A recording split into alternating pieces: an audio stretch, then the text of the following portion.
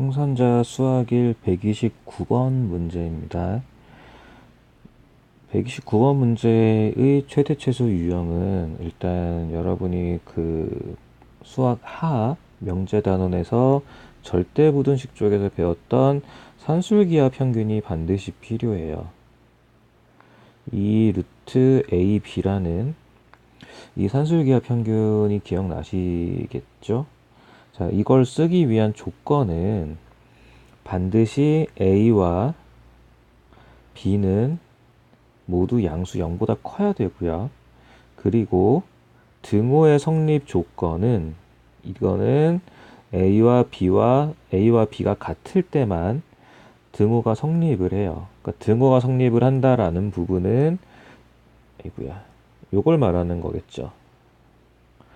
그러니까 등호가 성립한다는 얘기가 결국은 최소값이 존재한다라는 얘기예요. 그러니까 산술기하를 쓰는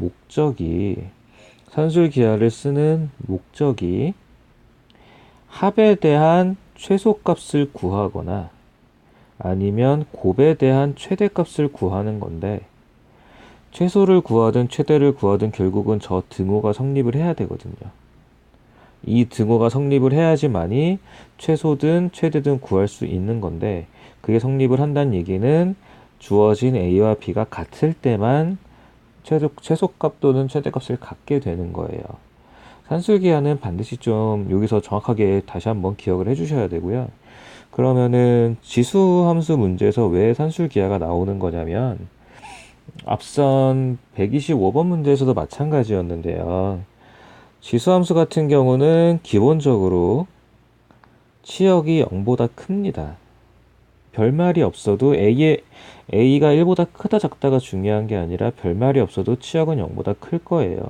그렇기 때문에 지수함수로 이루어진 합은 당연히 산술기하를 사용할 수 있는 이 0보다 크다라는 이 조건에 부합하게 돼요.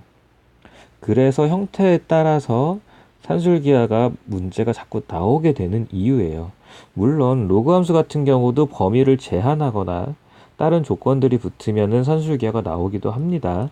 근데 로그함수는 뭔가 다른 조건이 붙어야 되고, 그러니까 다른 문제 유형, 그러니까 뭔가에 대해서 작업이 들어가야 되지만, 지수함수 같은 경우는 그 자체로 산술기하가 나온다라는 점을 다시 한번 좀 기억을 해주세요. 그러면 이제 문제를 다시 보면, 첫 번째 문제 같은 경우는 0보다 크고 0보다 크고가 나와 있어요. x, y 모두 0보다 큰데 주어진 형태가 3의 x제곱 더하기 3의 y제곱이네요. 그럼 아까도 얘기했지만 지수함수이기 때문에 당연히 이 둘 모두 0보다 큽니다. 그래서 우리는 아무 생각 없이 여기서 산술기하를 쓰더라도 전혀 논리적으로 문제될 내용이 없어요. 그래서 두 가지를 곱했으니까 지수법칙으로 3의 x 더하기 y라고 나오겠죠. 근데 문제에서 x 더하기 y가 4라고 했으니까 이 형태는 루트 3의 4제곱이 돼서 그냥 이 자체로 최소값이 존재하게 되겠죠. 루트 계산을 해주면 되는 거죠. 그러니까 별말 없더라도 이런 식으로 산술기하 형태가 자연스럽게 나오게 되는 거예요. 자, 두 번째 문제 같은 경우는 항이 2개짜리 문제죠. 아까 125번에서 항이 3개짜리인 경우는 대부분 치환한다 그랬는데, 항이 2개짜리인 경우는 대부분 산술기하예요. 지수함수에서 항이 2개짜리 문제의 최대 최소는 대부분 산술기하입니다. 지수가 어떤 형태를 갖든 신경 쓰지 말고요. 무조건 지수함수 형태라면 기본적으로 0보다 큽니다. 따라서 우리는 산술기하를 쓸 거예요. 루트 들어가서 똑같이 지수법칙 1 더하기 x 더하기 1 마이너스 x 예쁘게 사라져 주고요. 그러면 남는 게 2의 제곱이라고 남겠죠. 이런 식으로 이제 계산이 마무리가 되는데, 그러니까 중요한 거는 지수함수에서 왜 산술기하가 나오냐라는 거예요. 그래서 다시 한번 정리를 하면 지수함수는 기본 형태가 AX제곱, 치환을 하든 안 하든 기본적으로 치역은 0보다 큽니다.